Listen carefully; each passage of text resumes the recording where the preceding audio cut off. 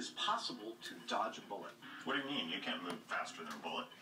It is not about moving faster than a bullet. The theory behind this myth is the idea that there is a theoretical distance at which you could both see a bullet being fired and yet have enough time to get out of the way of the bullet that's been fired at you before it gets to you and hits you.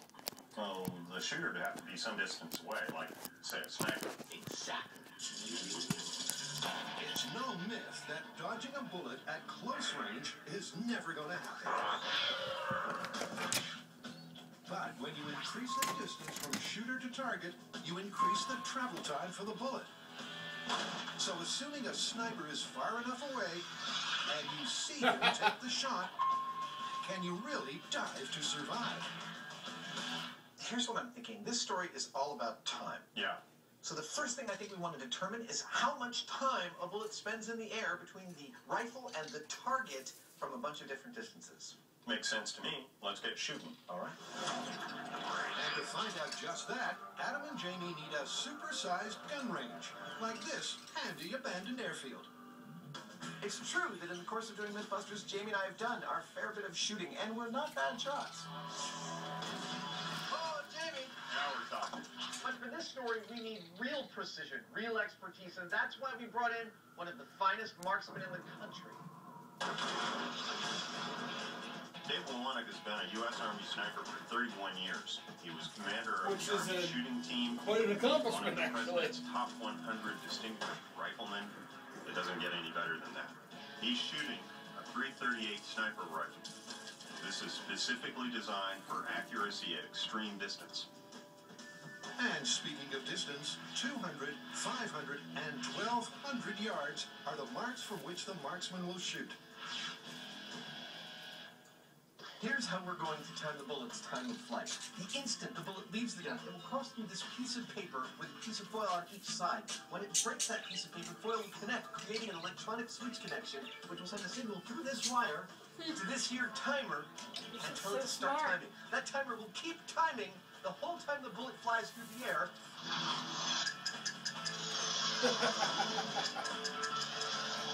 Right until our bullet hits the target, crossing through the same type of piece of paper with foil on both sides, closing the switch connection, telling our timer to stop timing, and giving us the That is so freaking awesome. bullet from the rifle to the target. The first distance we'll be sending a bullet. Some of their techniques are getting more and more interesting. 600 feet. Two Wouldn't you say? entire football fields, end to end. 6 M5s. So with Deadeye Dave in position, All right. Time of flight, 200 yards. his spotter Kevin all lined up, Camera and Bias right. and the trusty foil timing system ready to record the flight time of each round.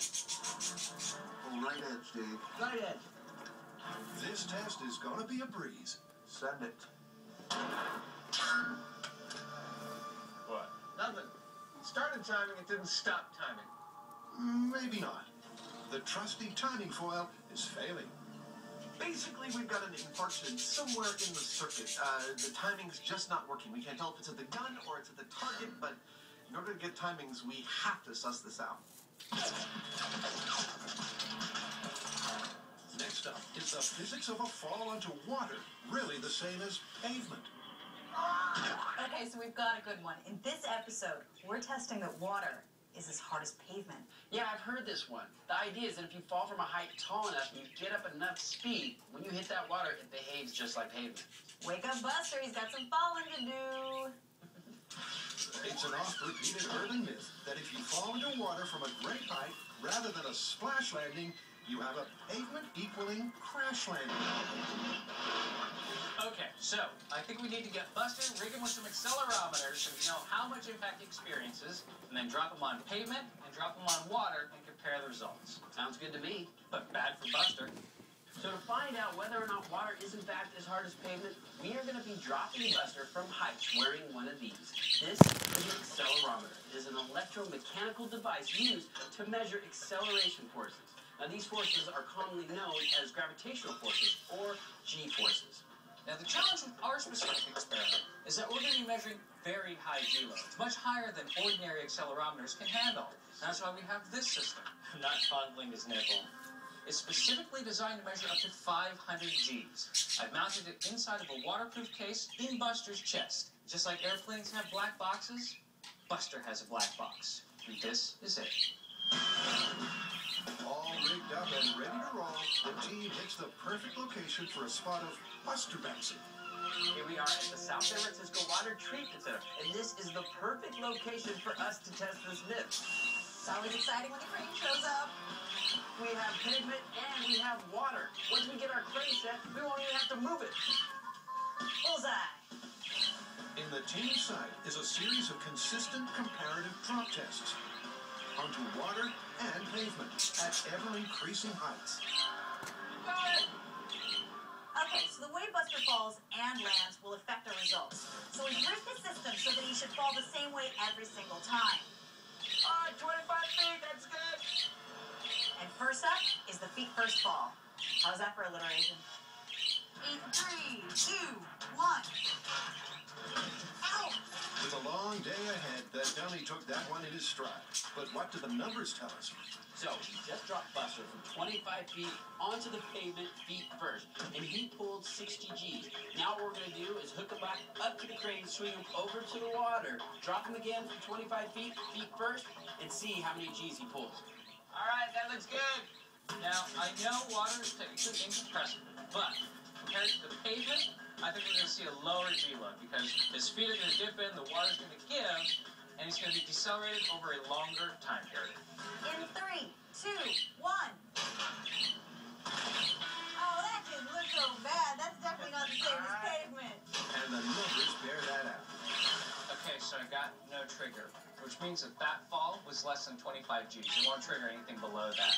And remember, in the same situation over pavement, it's 60 G's.